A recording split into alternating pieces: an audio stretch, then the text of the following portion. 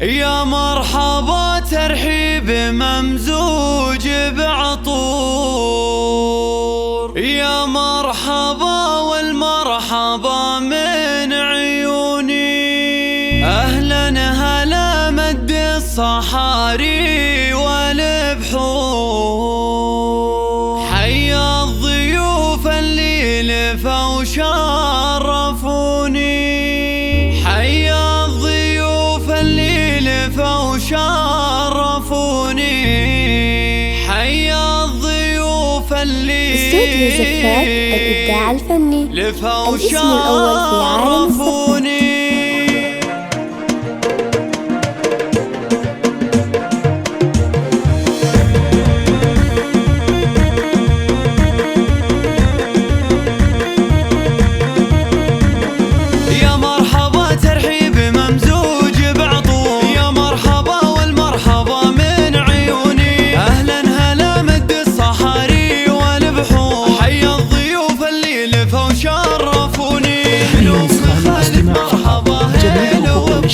حصة ترحب عد واملا المزوني، توقف تراحيب الغلا اليوم طابور، لجل الضيوف اقوالها زاحموني. يا مرحبا ترحيب في الصخر محفور، ترحيبة اللي ما تخيب ظنوني. ام خالد تقدم رياحين وزهور، حصة تقول اهلين باللي يسعدوني. دار العتيبي الضيوف اهل قنون، وتقول حصة اليوم عذب اللحوني، وقلبها في بنتها اليوم مسرور، باجمل عروس النور يملا الشجوني. عروس فيها الزين ما مثلها الحور، وفيها الجمال النادر بكل كوني.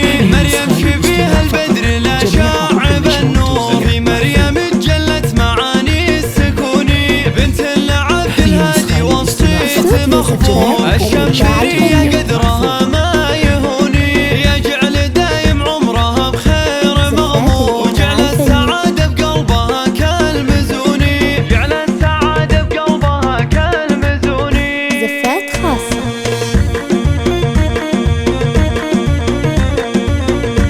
زفات بالأسماء. يا مرحبا ترحيب ممزوج بعطور، يا مرحبا والمرحبا من عيوني. أهلا هلا مد الصحاري والبحور، حيا الضيوف اللي لفوا شرفوني. من أم خالد مرحبا هيل وبخور، حصة ترحب عد وابلا المزوني. توقف تراحيب الغلا اليوم طابور، لجل الضيوف اقوالها زاحموني.